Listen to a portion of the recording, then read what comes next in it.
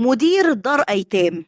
يعني المفروض إن دار الأيتام دي من أسمى الوظايف اللي ممكن أي حد يعملها، لأني الوظيفة بتاعته ذو حدين. هتقولوا لي يعني إيه ذو حدين؟ هقول لكم يعني بياخدوا منها فلوس، بيشتغلوا بياخد عائد مادي، وفي نفس الوقت بياخدوا ثواب عند ربنا. فعشان كده أنا بقول إن هي ذو حدين. ولكن لما يجي مدير ظالم في مكان للبنات، يبقى قولوا على الدنيا يا رحمن يا رحيم. خليكم معايا عشان تعرفوا المدير ده عمل ايه، ويلا بينا نفتح دكان الحكايات. دار للأيتام، البنات اللي فيها بنات كبار، وموجودين هم بيفضلوا مقعدين البنات لحد سن ال 23 سنة في الدار دي، وبعد كده بقى بيبتدوا ان هم يعني ينزلوا يشتغلوا ويروحوا الحي اللي لسه بالهم. الدار دي كان البنات اللي فيها بنات كبار، والناحية التانية برضو ولاد برضو كبار. هم ملهمش اي ذنب في الدنيا ان هم يتامى، ده ذنب اهلهم. في طبعا الاهل اللي رمت، وفي الاهل اللي توفت، وفي الاهل اللي سابت. يعني مش ذنبهم ان هم مش قاعدين جوه مع بيت وعيلة ودفى زي اللي موجود فيه اولادكم او اولادنا. يعني مش ذنبهم اللي هم فيه. فطبعا لما يتعمل دار رعاية ليهم، المفروض ان دار الرعاية دي اسمها رعاية. كلمة رعاية يعني معناها ان هم يتراعوا من الالف للياء، مش يتعمل فيهم الاشياء اللي زي كده. اللي مسؤول عن المخازن حط في دماغه ان دول ايتام ومفيش حد هيسأل عليهم، ولا حد مثلا ام تقول ايه اللي حصل، ولا اب يجري ويحارب ويجيب حق بنته. فحط في دماغه ان هم ملهمش حد، وحسبي الله ونعم الوكيل فيه. لأن الرسول عليه الصلاة والسلام قال أنا وكافل اليتيم كهاتين في الجنة، وأشار بإصبعيه السبابة والوسطى. يعني الرسول نفسه حط منزلة اللي بيكفل في نفس المنزلة بتاعته. ومع ذلك كمان اللي بيراعيهم واللي بيقف جنبهم. علشان كده في أول الحلقة قلت لكم دي وظيفة ذو حدين، يعني هم بياخدوا عائد مادي وبياخدوا كمان ثواب، مش زي الوظائف التانية عائد مادي بس.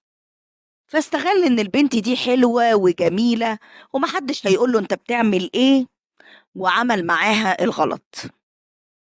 وللأسف بقى ان هي لما راحت اشتكت للمدير، بما ان هو تبع المدير ومن محاسيبه، فراح ضارب البنت وقال لها ايه الكلام اللي انت بتقوليه ده، انت كذابة.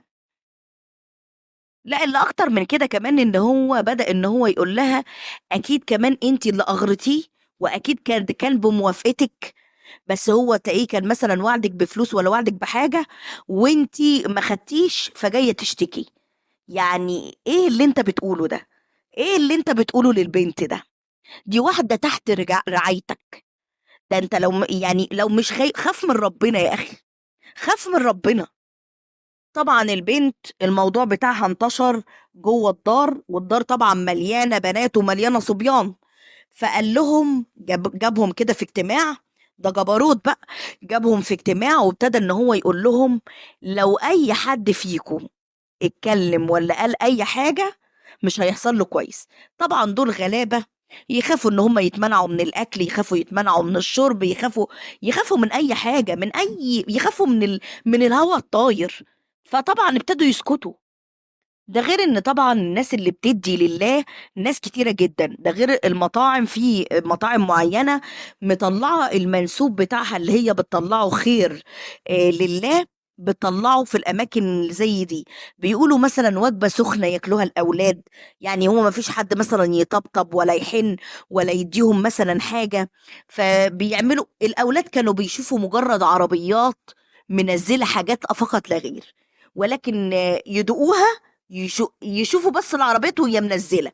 ده ممكن كمان ياخدوا من الاولاد يخليهم يشيلوا، يعني الجبروت بتاعهم يخليهم يشيلوا الحاجه اللي هم ما بيلمسوهاش ولا بياكلوها، ويوزعوا عليهم الحاجات كلها اللي بتيجي: اللبس، الاكل، الشرب، الالعاب. أي حاجة، يعني أي حاجة بتيجي ليهم بيوزعوها عليهم.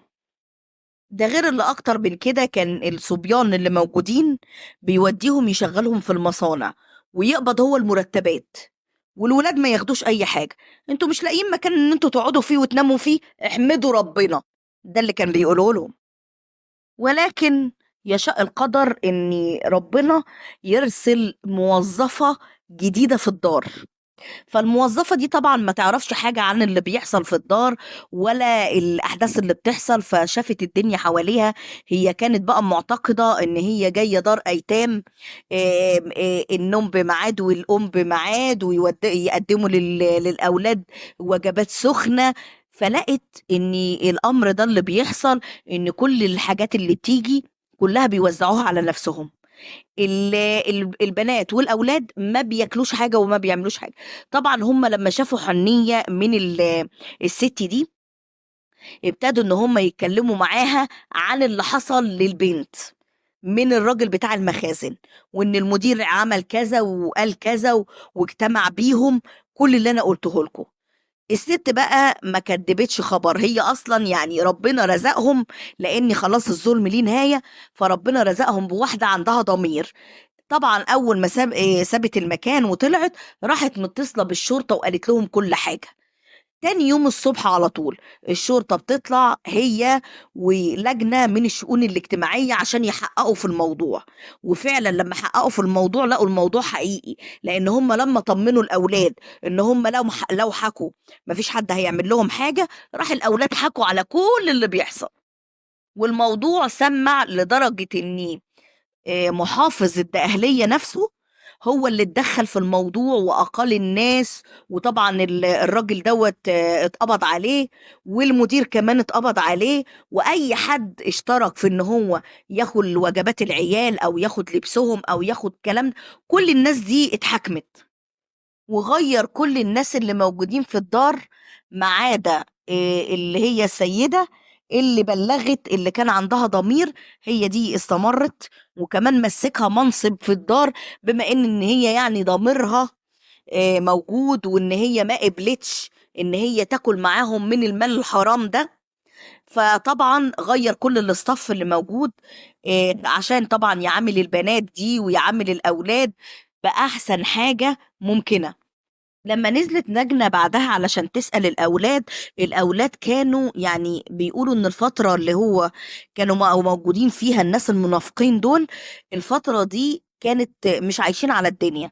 ولكن طبعا بقى لما جت مجلس الإدارة الجديد بالاستاف الجديد والموظفين والكلام ده، الأولاد بدأوا يلبسوا وبدأوا ياكلوا وبدأوا يشربوا، بدأوا يعيشوا زي أي حد. لأن الناس اللي بتيجي بتحط خير في الأماكن اللي زي دي ناس كتيرة جدا، ناس كتيرة بتحط الثواب والخير بتاعها في الأماكن اللي زي دي. فطبعا هم بيستغلوا الكلمة بتاعت إيه والعاملين عليها، يعني العاملين على الزكاة إن هم ياخدوا. لا، العاملين على الزكاة هم مثلا ممكن ياخدوا ولا حاجة، بس جزء بسيط جدا. ربنا عمل كده علشان هم ما يبصوش في الشيء ده، او ما يبصوش على اللي جاي في للناس دي. عشان كده ربنا قال العاملين عليها، بس ما قالش العاملين عليها يبلعوها كلها في كرشهم. ربنا ما قالش كده ابدا. عايزه اسمع اراكم في التعليقات، وبنختم كلامنا بدعائنا: اللهم استرنا فوق الارض وتحت الارض ويوم العرض. Free audio post production by alphonic.com.